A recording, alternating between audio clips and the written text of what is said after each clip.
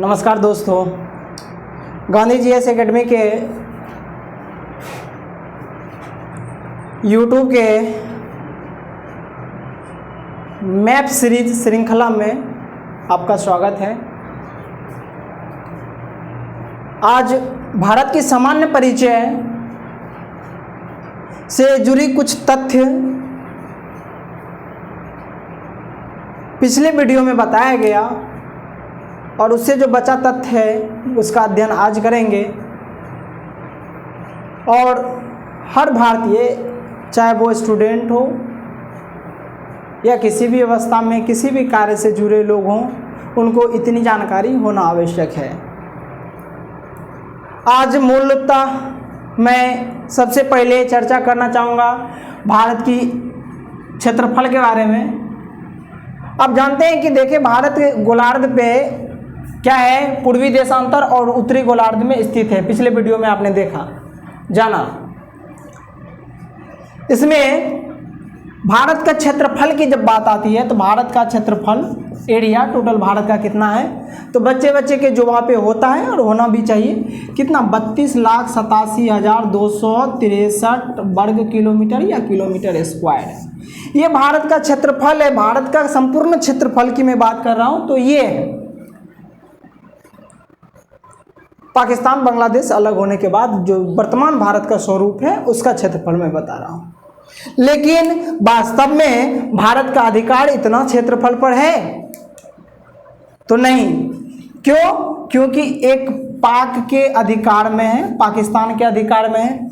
एक पाकिस्तान द्वारा, पाक द्वारा कश्मीर को दिया, चीन को दिया गया कुछ क्षेत्रफल, और एक चीन के कब्जे में है। अब कितना मात्रा में है तो जानेंगे कि पाकिस्तान का 78,114 किलोमीटर स्क्वायर है जो कि पाकिस्तान के कब्जे में है। ठीक है, 5180 किलोमीटर स्क्वायर जो है वो पाकिस्तान द्वारा चीन को दे दिया गया है। ठीक है, और चीन के पास 37,555 किलोमीटर स्क्वायर ये चीन के कब्जे में है। समझिए, इसकी स्थिति को जब मैप पर अध्ययन करेंगे तो पाएंगे कि देखिए, पीओके, पाक जो पाकिस्तान ऑक्यूपाइड कश्मीर जो है, पीओके की बात करेंगे तो ये क्षेत्र है। और ये क्षेत्र पर क्या करते हैं कि दोनों, भारत और पाकिस्तान दोनों दावा करता है। यहाँ जो ब्लू कलर का है ये पाकिस्तान द्वारा चीन को दे दिया गया है। इतना एरिया देखिए, 5,180 वर्ग किलोमीटर। और ये चीन का जो है, चीन इस पे कब्जा किए हुए इतनी भूमि पे, अक्साई चीन की बात करते हैं, जितनी भूमि पे 37,555 किलोमीटर स्क्वायर पे चीन का कब्जा है। ये तमाम क्षेत्रफल को मिला के भारत का जो क्षेत्रफल होता है ये क्या है, 32,87,263 वर्ग किलोमीटर स्क्वायर। और यही क्षेत्रफल की दृष्टि से भारत का स्थान जब पूछते हैं, क्षेत्रफल के दृष्टि से भारत का स्थान ये 7वां है। क्षेत्रफल के दृष्टि से भारत का स्थान 7वां है। तो कौन कौन से भारत से बड़े हैं तो आप जानते हैं कि सबसे बड़ा क्या है, रूस है। रूस के बाद उत्तरी अमेरिका में जाएंगे तो एक देश है कनाडा, रूस है। देखिए, क्षेत्रफल की दृष्टि से हम बोल रहे हैं, क्षेत्रफल की दृष्टि से पूरे पृथ्वी पर जो क्षेत्रफल है उसका आप अध्ययन कर सकते हैं। क्षेत्रफल की दृष्टि से कितना है, देखिए, रूस हो गया, कनाडा हो गया, ठीक है, और यूएसए। कनाडा के बाद क्या हो गया, यूएसए। यहाँ पे उसके बाद फिर चीन, देखिए फिर से रूस, कनाडा, यूएसए मतलब अमेरिका, और फिर चीन। और चीन के बाद ब्राज़ील, ऑस्ट्रेलिया आ जाता है। फिर ब्राज़ील, ऑस्ट्रेलिया 1 2 3 4 5 6, और उसके बाद भारत का स्थान आता है। क्षेत्रफल के दृष्टि में भारत 7वां स्थान पे है। और बात करते हैं तो क्षेत्रफल के कितने प्रतिशत, पूरे पृथ्वी में जो लैंड है, जो पृथ्वी है उसके क्षेत्रफल का कितना प्रतिशत है, तो 2.42% जो है भारत की भूमि है, पूरी पृथ्वी की। भूमि का 2.42% है। ठीक है, यहीं पे बात कर लेते हैं जनसंख्या की। जनसंख्या की जब बात करते हैं तो 17.5% है विश्व की जनसंख्या का, 17.5% भारत की जनसंख्या है। भारत की जनसंख्या के बारे में डाटा देना ठीक होगा नहीं, क्योंकि मोदी जी आप लोग को ये क्वेश्चन पहले ही करवा चुके हैं हमारे 125 करोड़ देशवासियों भाइयों बहनों। फिर कुछ दिन के बाद उनका भाषा चेंज हो गया, हमारे देश 130 करोड़ देशवासियों भाइयों बहनों की जो आप बात बार बार सुनते आ रहे हैं, और मोदी जी मन की बात बहुत करते हैं, तो उसमें भी आपने जाना। ठीक है, अब देखिए यहाँ इसका विस्तार देखिए, अक्षांशीय और देशांतरीय विस्तार आपने देखा। तो देखिए इसका क्या है कि पूरब से पश्चिम का विस्तार, मतलब इसमें हम ऐसे कर दें, ये क्या हो गया पूरब, और ये क्या हो गया पश्चिम, ये क्या हो गया उत्तर, ये हो गया दक्षिण। ठीक है, इसकी विस्तार की जब हम बात करेंगे तो बताइए ये ज़्यादा डिस्टेंस है कि ये ज़्यादा डिस्टेंस है, क्या डिस्टेंस, क्या डिस्टेंस होना चाहिए, तो ये कम है और ये ज़्यादा है, कम है ज़्यादा है। तो ये देखिए 3214 किलोमीटर है। भारत में पूरब से पश्चिम तक का कितना किलोमीटर की दूरी है टोटल, तो बोलेंगे 3214 किलोमीटर। और उत्तर से दक्षिण तक कितना है, 2933 किलोमीटर। ठीक है, मैं दूरी की बात कर रहा हूँ इसलिए किलोमीटर स्क्वायर नहीं। ठीक है, चलिए ये जाने। अब देखिए पिछले वीडियो में छूट गया था कर्क रेखा के बारे में बताना थोड़ा सा, तो कर्क रेखा के बारे में थोड़ा सा जानेंगे। कर्क रेखा देखिए भारत में जब हम ये ग्लोब बनाए थे, ग्लोब पर जो है 23.5 उत्तरी अक्षांश रेखा जो है उसी को क्या कहते हैं, उत्तरी अक्षांश रेखा, उसको कर्क रेखा कहते हैं। कर्क रेखा एक काल्पनिक रेखा है। ठीक है, और इसमें मौसम परिवर्तन के लिए ये निर्धारण किया गया कि इसके बाद ये मौसम चेंज हो जाता। कटिबंध, जैसे कि मैं एक छोटे से रूप में बता दूं कि कटिबंध जैसे ये हो गया, ये विषुवत रेखा, ये ऐसे 23.5 ऐसे कर दीजिए 23.5, ये मकर रेखा हो गया, कर्क रेखा हो गया। ठीक है, ये वाला क्षेत्र क्या हो गया, उष्ण कटिबंध, शीतोष्ण कटिबंध। ठीक है, और शीत कटिबंध, ऐसे करके हम पढ़े। तो भारत का जो ये कर्क रेखा है, भारत को कितने दो भागों में दो बराबर भागों में लगभग बांटता है, भारत का विभाजन करता है कर्क रेखा। और कर्क रेखा से प्रश्न यही पूछा जाता है कि भारत जो है, भारत के कितने राज्यों से गुजरता है कर्क रेखा। ये कर्क रेखा भारत के कितने राज्यों से गुजरता है, तो याद रखेंगे 8 राज्य। ठीक है, 8 राज्य कौन कौन से राज्य हो गए, याद रखना बड़ी मुश्किल हो जाता है। देखिए गुजरात से लेके इधर चलते हैं, अब आसानी से इस पे चल सकते हैं, लेकिन उसके लिए एक ट्रिक भी है। ट्रिक याद रहा तो ठीक है, नहीं याद रहा तो फिर इस पर मैप पे देख लीजिए, जो सहज बुझाए कीजिए। ट्रिक, मित्र पर गमछा झाड़, ये होता है ना, ये मिजोरम, ये त्रिपुरा, ये क्या हो गया, मित्रपड़, प से पश्चिम बंगाल हो गया, र से राजस्थान हो गया, ग से गुजरात हो गया, म से मध्य प्रदेश हो गया, छ से छत्तीसगढ़ हो गया, ज से झारखंड हो गया। 1 2 3 4 5 6 7 8 राज्य हो गए। देखिए गुजरात हो गया, राजस्थान में भी थोड़ा जा रहा, मध्य प्रदेश हो गया, ठीक है, छत्तीसगढ़ हो गया, झारखंड हो गया, वेस्ट बंगाल हो गया, इधर आगे तो त्रिपुरा हो गया और मिजोरम हो गया। 8 राज्यों से कर्क रेखा गुजरते हैं। कर्क रेखा भारत को 2 भागों में विभाजित करती है। ठीक है, कर्क रेखा के बारे में अध्ययन किए। अब थोड़ा सा चर्चा करते हैं राज्य के बारे में।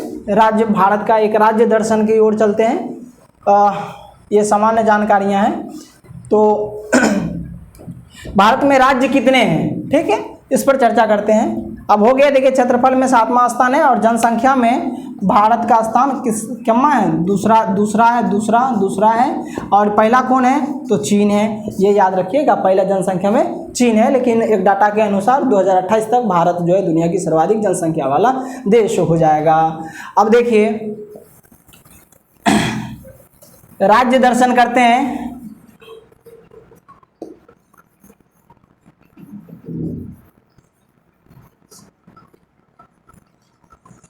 राज्य दर्शन करते हैं थोड़ा सा।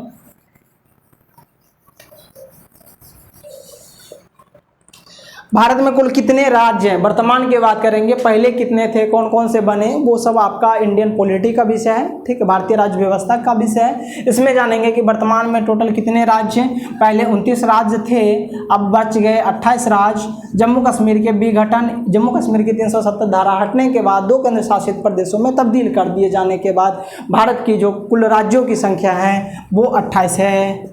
भारत में कुल राज्यों की संख्या 28 रह गई है, ठीक है। यूटी की बात करें या केंद्र शासित प्रदेश, केंद्र शासित प्रदेश, उसकी जब बात करते हैं तो इसकी संख्या पहले 7 थी, उसके बाद फिर 2 जब ये बने, जम्मू कश्मीर और लद्दाख बने तो टोटल 9 हो गए। 9 में दमन दीव और दादर व नगर हवेली को मिलाकर 1 कर दिया गया। तो आप टोटल यूटी की संख्या, केंद्र शासित प्रदेशों की संख्या 8 रह गई है।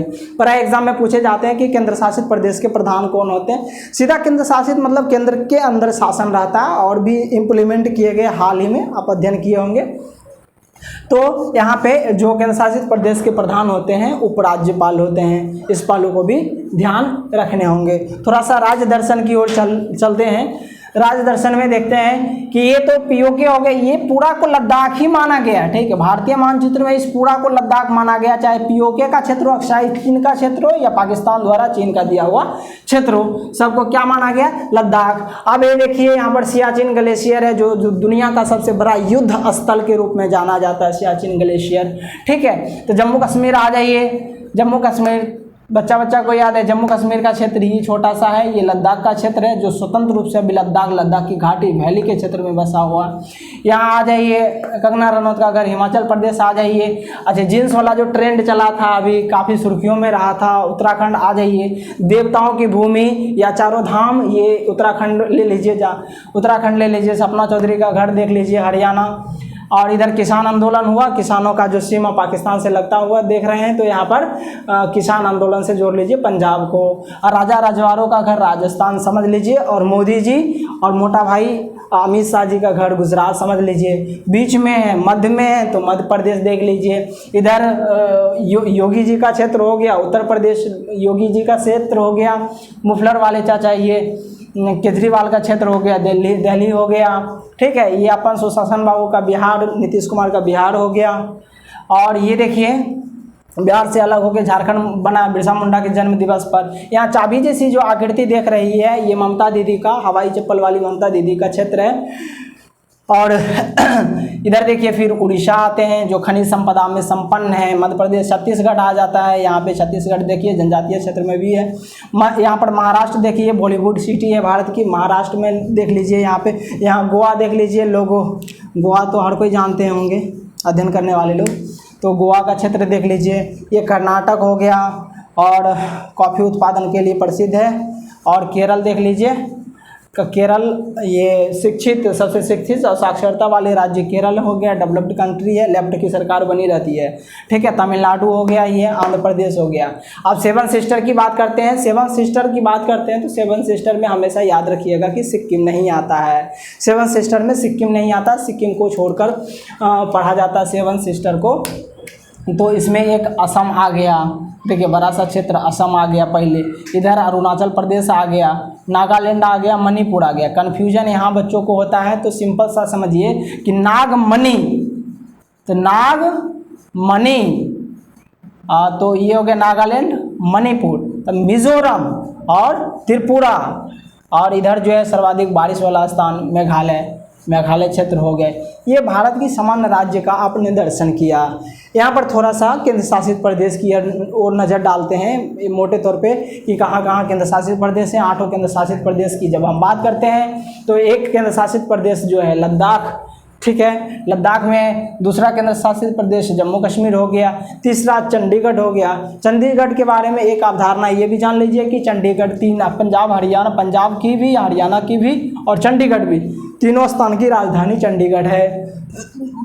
अब बात करते हैं चंडीगढ़ के बाद दिल्ली की बात करते हैं, तो दिल्ली की राजधानी नई दिल्ली हो गई, ये भी केंद्र शासित प्रदेश है। और दमन द्वीप केंद्र शासित प्रदेश यहाँ हो गया, और लक्षद्वीप ये केंद्र शासित प्रदेश के अंतर्गत आता है, अंडमान निकोबार केंद्र शासित प्रदेश के अंतर्गत आता है, और पुडुचेरी भी केंद्र शासित प्रदेश के अंतर्गत आता है।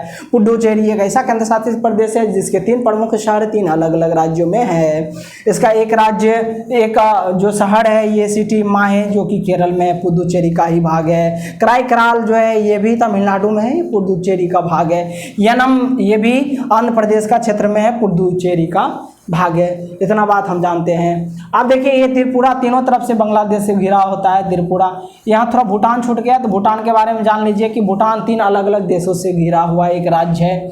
सॉरी, ये सिक्किम 3 अलग अलग राज्यों से घिरा एक राज्य है, जो एक भूटान से और चीन से और नेपाल से घिरा हुआ है। अब हम बात करते हैं भारत की कुछ दूरस्थ क्षेत्र की बात करते हैं कि दूरस्थ बिंदु क्या है, इस पर थोड़ा सा चर्चा करते हैं।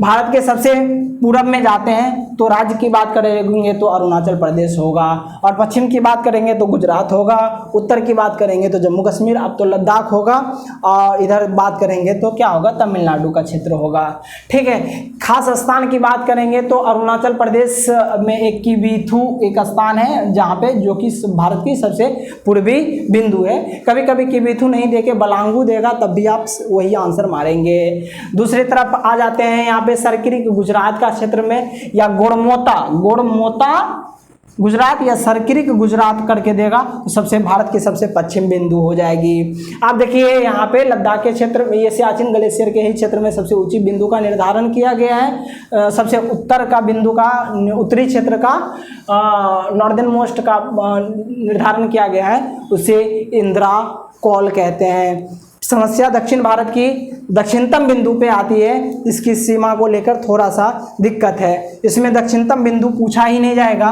पूछा जाएगा तो उसके साथ दक्षिणतम बिंदु में एक शब्द लगे होंगे कि मुख्य भूमि की दक्षिणतम बिंदु, तब आपको कंफ्यूजन होना चाहिए। दक्षिणतम बिंदु, भारत की दक्षिणतम बिंदु सीधे पूछे तो आप अंडमान निकोबार का दक्षिणतम बिंदु एक यहाँ पे है, दक्षिणतम बिंदु उसको कहते हैं एक ग्रेट निकोबार पे अवस्थित है, उसको कहते हैं इंदिरा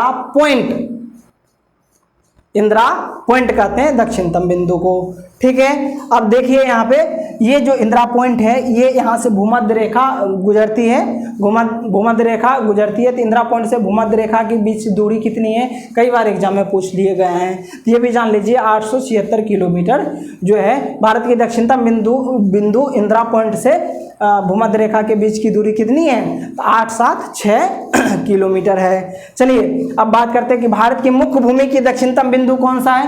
भारत की मुख्य भूमि का दक्षिणतम बिंदु जो है वो आपका कन्याकुमारी या कैप कैमोरिन है। चलिए अब बात करते हैं सीमावर्ती देश के बारे में, थोड़ा सा चर्चा करते हैं। सीमावर्ती देश,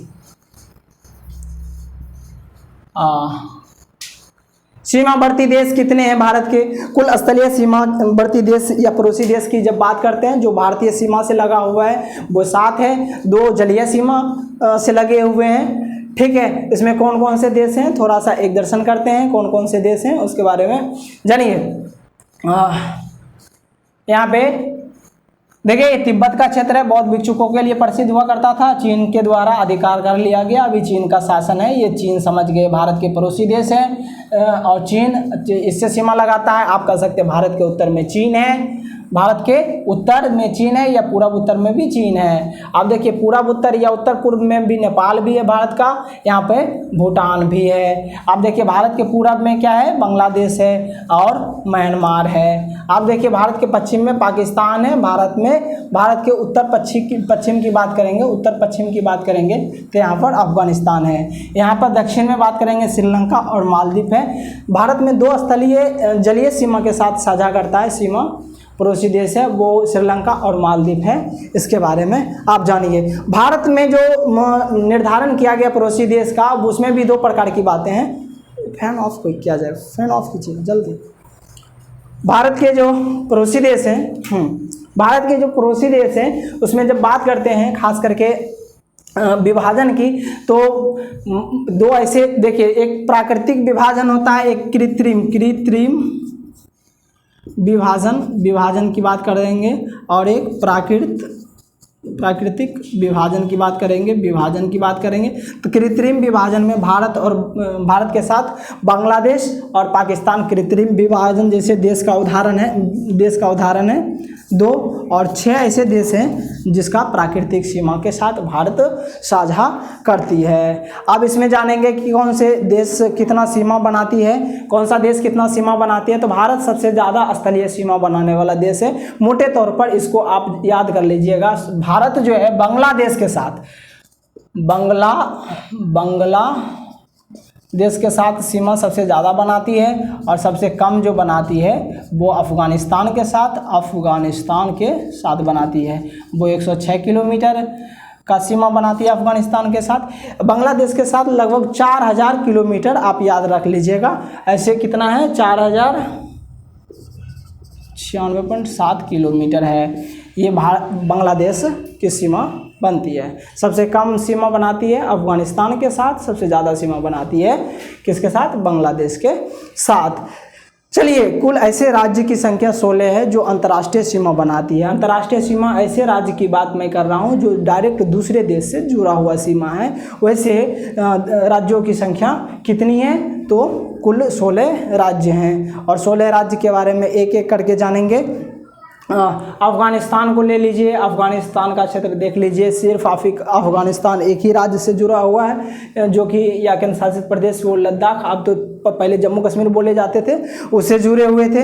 और पाकिस्तान की बात करेंगे तो पाकिस्तान 4 राज्यों से जुड़ा हुआ है। गुजरात से जुड़ा हुआ, राजस्थान से जुड़ा हुआ है और पंजाब से जुड़ा हुआ है और जम्मू कश्मीर से जुड़ा हुआ है। चीन की बात करेंगे तो 5 राज्यों से जुड़ा हुआ है चीन। यहाँ पे जम्मू कश्मीर से जुड़ा हुआ है, उत्तराखंड से जुड़ा हुआ है। यहाँ पे उत्तराखंड के साथ आपका सिक्किम से भी जुड़ा हुआ है और ये लद्दाख से जुड़ा हुआ है। इसका भाग कुछ यहाँ तक आता है, अरुणाचल प्रदेश तक का भी आता है, ये जुड़ा हुआ है। अब बात करते हैं भूटान भी 4 राज्यों से जुड़ा हुआ है। अरुणाचल प्रदेश से जुड़ा हुआ, असम से भी जुड़ा हुआ है, यहाँ पर सिक्किम से जुड़ा हुआ, कुछ पश्चिम बंगाल के क्षेत्र से भी जुड़ा हुआ है। अब भूटान के बाद बात करते हैं म्यांमार, जिसको गोल्डन पगोडा के नाम से, लैंड ऑफ गोल्डन पगोडा के नाम से भी जाना जाता। तो म्यांमार भी 4 राज्यों से सीमा साझा करती है। आप देख लीजिए, मिजोरम, मणिपुर ऐसे करके, नागालैंड, ये त्रिपुरा, इस क्षेत्र में क्या करता है, म्यांमार अपना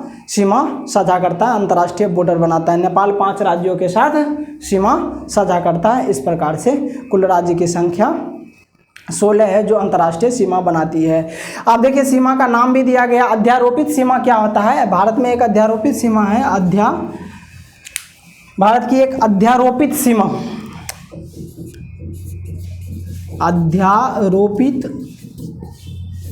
सीमा की बात करते हैं। अध्यारोपित सीमा ऐसी सीमा जो बिना दोनों देश की जो है से ही नहीं, बल्कि उसमें एक बाहरी शक्ति आके अध्यारोपित कर दिया, मतलब दे दिया कि ये तुम्हारा भाग हो गया, ये तुम्हारा भाग हो गया। एक अध्यारोपित सीमा भारत में है जिसको रेड क्लिफ सीमा कहते हैं, जिसका निर्धारण 1947 में हुआ था और ये रेड क्लिफ महोदय के द्वारा हुआ था।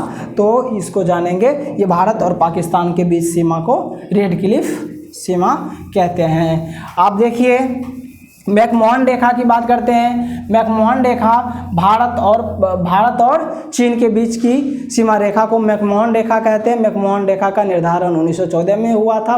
वर्तमान में चीन इसे मानने से इनकार करता है। अब बात करते हैं डुरंड रेखा। डुरंड रेखा में कन्फ्यूजन बना रहता है। डुरंड रेखा जो है भारत और पाकिस्तान के बीच की भी रेखा को डुरंड रेखा, और अफगानिस्तान और पाकिस्तान के बीच के भी रेखा को डुरंड रेखा कहा जाता है और अफगानिस्तान भारत के बीच को भी डुरंड रेखा के नाम से जाना जाता है, क्योंकि जिस समय इसका निर्धारण हुआ था डुरंड रेखा का, मतलब 1896 में निर्धारण हुआ था और उस समय एक ही था, भारत और पाकिस्तान तो एक ही क्षेत्र बना हुआ था। ये हो गया। और देखिए, यहाँ पर श्रीलंका की बात करेंगे। श्रीलंका भारत से पाक जलडमरू मध्य से अलग होता है। यहीं पर पाक जलडमरू मध्य जो है भारत की दक्षिणतम बिंदु देख लीजिए ना, यहाँ पर कन्याकुमारी, कैप कैमोरिन भी बोलते हैं इसको, ठीक है ना। तो दक्षिणतम बिंदु क्या हो गया, यहाँ पे राम सेतु यहीं पर है, ठीक है। आप देखिए, पाक जलडमरू मध्य मन्नार की खाड़ी से ये दोनों को अलग करता, भारत और श्रीलंका को इससे जोड़ता है। मन्नार की खाड़ी, पाक जलडमरू मध्य श्रीलंका से, इन दोनों पहलू को याद करके रखेंगे। चूंकि पाक जलडमरू मध्य इसलिए कहते हैं कि ये मद्रास क्षेत्र में पहले कहा जाता था, तमिलनाडु का ये क्षेत्र मद्रास कहा जाता था। मद्रास प्रेसिडेंसी के गवर्नर थे रॉबर्ट पाक, उन्हीं के नाम पे, उन्हीं के सम्मान में पाक जलडमरू मध्य रख दिया गया और अभी तक रखा हुआ है। अब बात करते हैं कि भारत और म्यांमार की। भारत और म्यांमार का जो विभाजन है या उसके बीच जो सीमा बनाती है, उसमें एक इरावदी नदी है जो भारत और म्यांमार के बीच सीमा बनाती है। एक नागा की पहाड़ी और पटकाई बूम की पहाड़ी भी जो है भारत और म्यांमार के बीच सीमा बनाती है। भारत और नेपाल के बीच जो सीमा बनाती है, एक नदी का नाम काली नदी रखिएगा याद, कई बार एग्जाम में पूछ लिए गए हैं।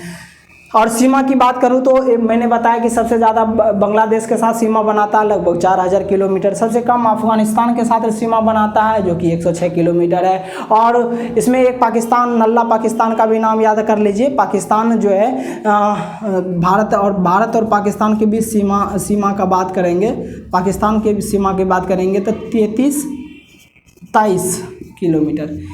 इसको याद रखने के लिए 4 को 3 याद रखिए ना, ठीक रहेगा। ठीक है, आप इसको एडजस्ट कर ही लीजिएगा, इतना नियरेस्ट तो ऑप्शन देगा नहीं, वन लाइनर का आप तैयारी कर रहे हैं। तो 33-23 किलोमीटर की सीमा बनाती है। इस प्रकार कुछ सामान्य जानकारियाँ थी जो हम बताना चाह रहे थे। अब इसमें कुछ छोटा बड़ा की बात कर लेते हैं। एक बात छूट गया है यहाँ पे, बॉर्डरी अंतर्राष्ट्रीय जो सीमा है, अंतर्राष्ट्रीय सीमा का कुल क्षेत्रफल, कुल कितना किलोमीटर है, कितना किलोमीटर कुल बॉर्डर है। देखिए इसको कौन सा तट कहेंगे, मुख्य भूमि का तट, ठीक है, ये बोलेंगे सीमा। सीमा कितना है, सीमा टोटल सीमा बोलेंगे तो सीमा कितना है 15,200 किलोमीटर।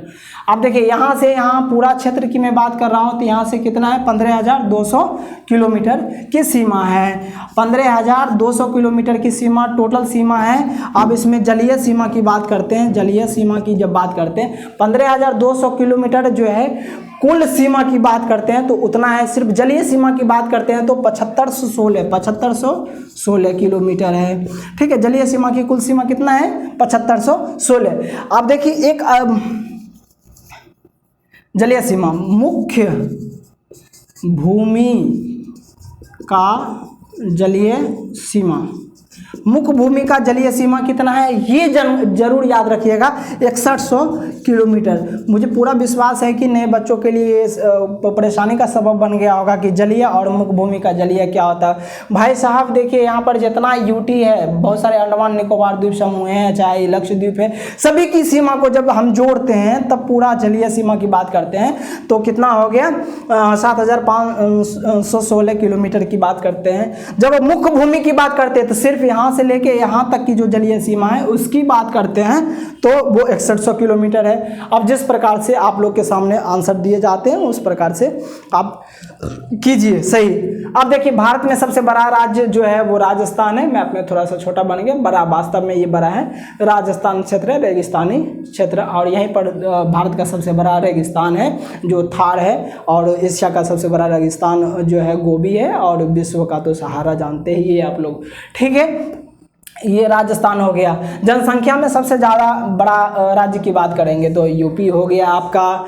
अब देखिए सबसे छोटा राज्य की बात करेंगे तो आपके मन में और हमेशा प्रश्न बना रहेगा। देखिए क्यों बना रहेगा कि गोवा भी छोटा लग रहा है, सिक्किम भी छोटा लग रहा है। अब बच्चों को काफ़ी कन्फ्यूजन होता है तो यहाँ देख लीजिए सिक्किम में क्या है, जनसंख्या में सिक्किम छोटा राज्य है, जनसंख्या में सिक्किम छोटा राज्य है। ठीक है, और क्षेत्रफल में गोवा जो है छोटा राज्य है। फिर से समझिए, बड़ा में तो दिक्कत नहीं है, छोटा में जनसंख्या में सिक्किम क्या है सबसे छोटा राज्य है, और जनसंख्या में सबसे छोटा सिक्किम और क्षेत्रफल में छोटा गोवा है। इस प्रकार से छोटा भी जाने। केंद्र शासित प्रदेश की बात करेंगे तो केंद्र शासित प्रदेश में लक्षद्वीप को याद रखिएगा। क्षेत्रफल में भी और जनसंख्या में भी सबसे छोटा केंद्र शासित प्रदेश लक्षद्वीप है। और बात करते हैं जनसंख्या में तो जनसंख्या में केंद्र शासित प्रदेश में सबसे बड़ा जनसंख्या वाला केंद्र शासित प्रदेश आपका दिल्ली है, और सबसे जनसंख्या में सबसे छोटा क्या हो गया, लक्षद्वीप हो गया। क्षेत्रफल में सबसे बड़ा केंद्र शासित प्रदेश की बात करेंगे तो जम्मू कश्मीर बोलेंगे।